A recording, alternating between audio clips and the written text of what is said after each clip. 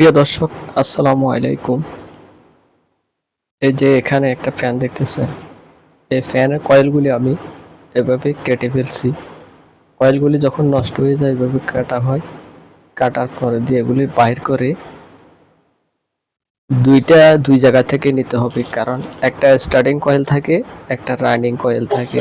তো আমি আপনাদের বোঝার জন্য, ঠিকভাবে যাতে বুঝে আসে, এই জন্য আমি দুইটা কয়েল দুই জায়গায় নিয়ে রেখেছি। দেখুন, একটা ভিতরের একটা বাইরের, এটা ভিতরে এটা বাইরে।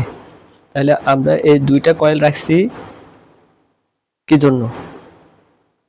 এই দুইটা কয়েল রাখছি, এই দুইটা কয়েলের তারগুলি গুনতে হবে।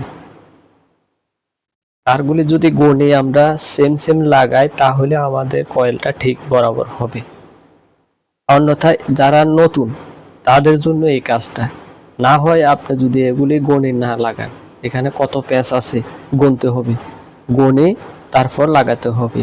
একটা রানিং একটা স্টার্টিং, এই তারগুলি এভাবে গুনে ঠিক সেম যে মাপে আছে ওই মাপে লাগাতে হবে।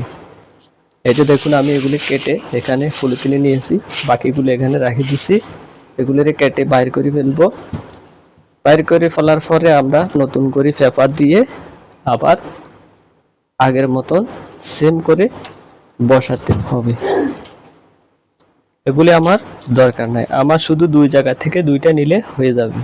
তারপর আমরা কয়েলগুলি গুনে ঠিক সেম যত ফ্যাস ছিল আবার ওই ফ্যাস অনুযায়ী দিতে হবে।